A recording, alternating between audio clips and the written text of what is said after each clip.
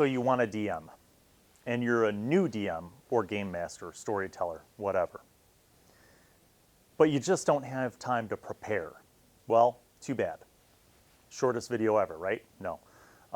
If you're a new DM, you have to prepare. It's obvious. You can't just improv.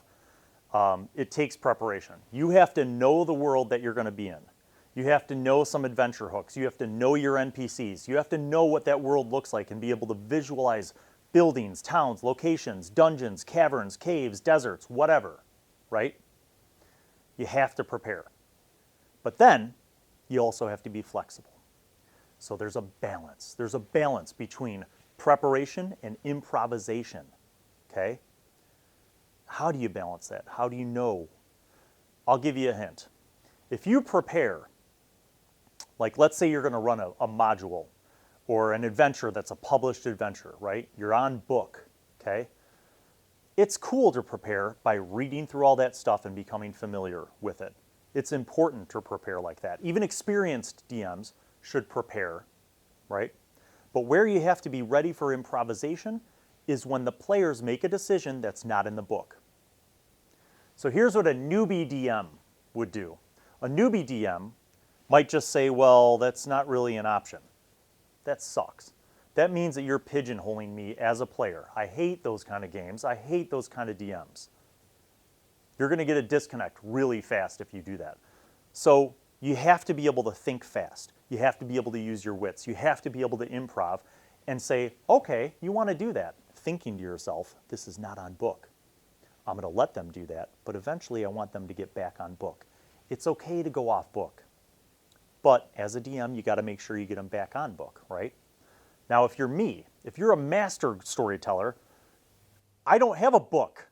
I don't use books. I never liked modules. I never liked published adventures.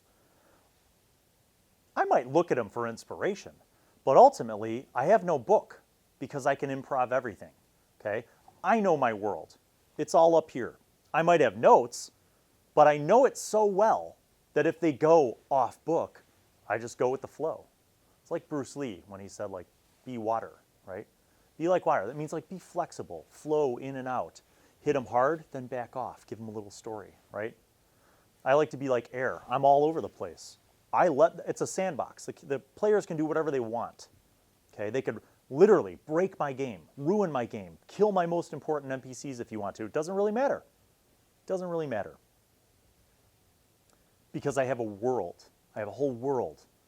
If they want to go do this, I have 5 things in that direction. If they want to go that way, I have 7 things in that direction.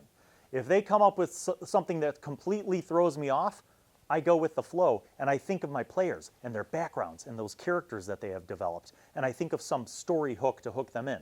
There's never a moment where my brain isn't thinking about what I can do. I think 20 steps ahead of the players. That's how I always provide an immersive environment for my game. So I'm not saying it's bad to use published adventures. I'm not saying it's bad to use source books and modules, okay? I'm just saying that there's a balance between being prepared and improvising. And you have to have a balance. Because if all you do is prepare and you stick to the script and then they go off script, you're pigeonholing them into a choose your own adventure, right? That's not fun for anybody. If I wanted that, I'd just read a book. But if you're improvising too much and you're not a master storyteller, then you could get really lost and your storyline has no purpose anymore. It's just random stuff. So there's a balance. Be prepared, know your material, read your material, imagine your material, right? Here's another example. I've played in games, plenty of games, right? Where the DM is on script and they read you the flavor text. It so breaks the immersive environment of role-playing games when somebody's reading the description from a book. Now, some of you are like, well, that's very common. Yeah, not in my game, man. No, that's bogus. Look, if I have to read the flavor text and it's like, you walk into a long hallway. The walls seem to be etched from stone. There are inscriptions in old dwarven runic. Look, I don't need to read that verbatim. It's not that important. Just summarize it for your players. Make eye contact with your players, because the minute you look down at that script, I feel like you're not invested in the game. Like you're running us through a module and you have to go back and read the 2 paragraphs of description for every room. Dude, it's a dungeon. Throw in descriptive words of your own, or read the flavor text ahead of time and kind of roughly visualize it so you don't have to look at the script. Maintain your eye contact. So preparation and improvisation, see what I mean? Balance. So find the balance and practice it. Try it. Next time you run something that's a pre-published campaign, right? Curse of Strahd, Tyranny of Dragons, I don't care, whatever.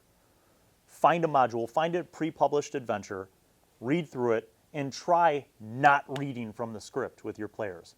Be prepared, read it all in advance, have some notes on hand, but try not reading that flavor text. Try being flexible. If they decide to break the game and go in some other direction, go with it.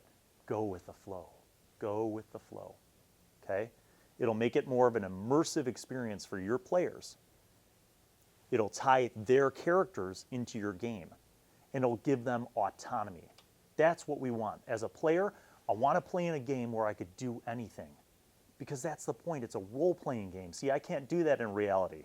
I'm not a wizard. Well, I am, but I can't bend reality to my will and go off on an adventure. So I want to be able to do that in the game. And as the DM, GM, storyteller, if you could let me do that, if you could let me have as much autonomy and self-determination in your game, you are a rock star. And that's what makes my games awesome. So that's it. Practice. Find the balance between being prepared and being flexible and having some improvisation. Peace.